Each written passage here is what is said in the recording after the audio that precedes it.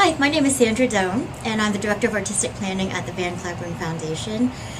What I do at the Cliburn is a couple of things. There are two main things. The first is that we present a Cliburn concert series and the competitions, and I am responsible for all the performances. And then the other part is that we manage the winners of the Cliburn competition, and I take charge of their career. So that's what I do at the Cliburn. Right. So I talked about this very briefly in my introduction. As a presenter, we present the Cliburn concert series, and so we bring in internationally acclaimed artists. We have 7 concerts at Bass Hall in downtown Fort Worth, and then we have 3 Cliburn at the Modern concerts at the Modern Art Museum, and that focuses more on composers and things that are happening currently in the music world. Next season we have something called Zemph, which is really cool. It's these people have found a way to recreate live performances on a piano, and so you can see like Rachmaninoff playing Rachmaninoff on a live piano. It's really cool. So that's what we do as a presenting company. And the other side is producing. We produce a competition, and we have 2 competitions: the Cliburn competition, which is the main competition for professionals, and then we produce the amateur competition, which we just had last week. And this involves making sure that all the right pieces are in place, and we get all the performers in, and that's our production side of it. So we have the 6 finalists of the Cliburn competition, and what we do is we provide career management for them for 3 years following.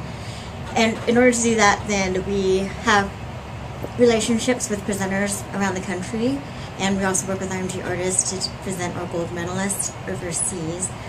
And there's a lot to do with the career management there. Most of the winners that we have are pretty early on in their career, and so there's a lot of advising them on how to work, how to manage their calendars so that they have what they need to learn music, the time that they need to spend traveling, the time that they need to be resting, and the time they need to be actually on the stage. So there's that part of it. Also working with them to figure out what repertoire is best for them and what they're really effective with, how to work with audiences, how to work with, especially now, how to work with children and education programs and outreach programs and all of that. And so all of that is under our career management. So to do that, what the Cliburn does is we have something called priority presenters, and we actually book almost an entire year of concerts for our Cliburn competition winners prior to the competition. We build enough of a relationship, and we build our brand so that people trust what we are going to present to them, and that the winners that we present to them are going to give them really amazing concerts. And we have been able to do so recently, and so that's a really good thing. For the next Cliburn competition in 2013, it's a process of getting everybody in line to say, yes, I would like to come to the competition. Yes, I would like to present one of your winners. And so the presenters come to the Cliburn competition, they hear everybody play, and they say, this is the people that we want. Or they have a right to debut the gold medal winner, for instance, in Houston or in Washington, D.C. After the competition, then we whisk all of the artists back to the Cliburn office and get all of their visa things straightened out, and I'll talk about that later.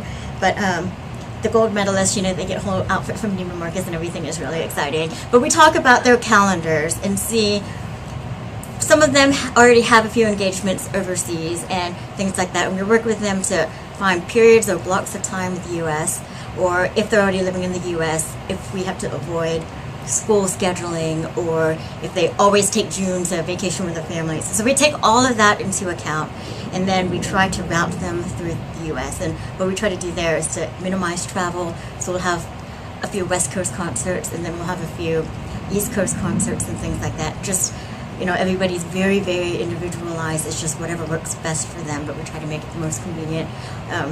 And also we talk to them to see what kinds of concerts they're ready for. Some of them have a huge concerto repertoire, and they love playing with orchestra, and some of them like to do most of the recitals. And so we work with all of them to do that part of it, and to work with their individual calendars depending on what they already have going for them.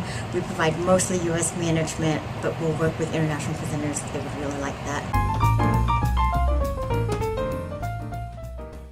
Our goal for that is after 3 years, then we try to pass them on to another more permanent management company, or if they need it, we try to help them find a teaching position or whatever is right for them at that point in their career. So we really are in the business of launching their career, and it's really, I think that's one of the main purposes of the Cliburn, which a lot of people don't really know about. Okay, for international artists, first, in order for them to be contract employees of the Van Cliburn Foundation, then we apply for an O1 visa, which is their work visa, and it's for outstanding artists. I forgot exactly what it is, but it's for being outstanding artists, and it's necessary to the cultural life in the United States. And it's a pretty extensive process. Before the competition, we'll get most of our paperwork ready about why the Cliburn is why winning the Cliburn is an important thing for someone's career, and we send it in and get a recommendation letter from the American Federation of Musicians and all of that.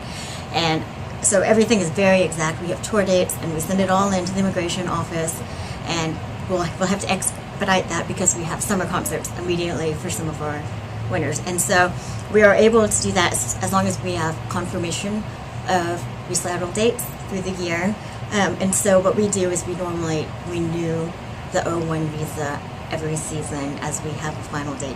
Right now ours runs through May, and we just finished, and we just got approval for our 3 renewal visas that we need, and so that's great. There was not really a hitch, so that was good. We do get some advisement from attorneys. There are a few that specialize in artist, immigration law, and things like that, but we do everything in-house. Most of the time, we don't do international engagements. We work with IMG artists, with the gold medalists, to do international engagements, and they will typically take care of the visas. But we have done a few things also to Singapore, and the visa process is a little bit different for them because it's usually a one-off concert. And what we normally do then is we just call this a consulate and say, this is what we're doing, let us know what you need, and it's usually a little bit easier. You just have to have enough time to do it. And you'll have to send your passport into the consulate, so just make sure that you have plenty of time to do it and there are no conflicts. And so that's usually a lot easier than getting the O1 visa to work as a contract employee with the Cliburn. The Cliburn Foundation itself has Musical Awakenings, which is it's actually a really fantastic program because we go right into the classrooms and you can touch 20 or 30 kids at a time very personally, and so that's really, really great.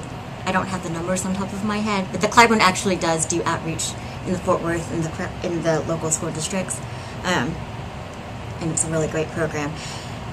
Other than that, we also have community concerts, and for this we actually do use winners of the Cliburn Foundation, and they come and they do short recitals where they talk with the audience in community centers and nursing centers, and then we have one free concert open to the public, and we try to do that at least once a year with our Cliburn artists. And then we also encourage all of them to do some kind of education or outreach if they're asked to do so when they're on the road and on tour. So for instance, at Pretty Convocations, they have a huge outreach program, and so Hao Chin Zhang, who's a gold medalist, was just there.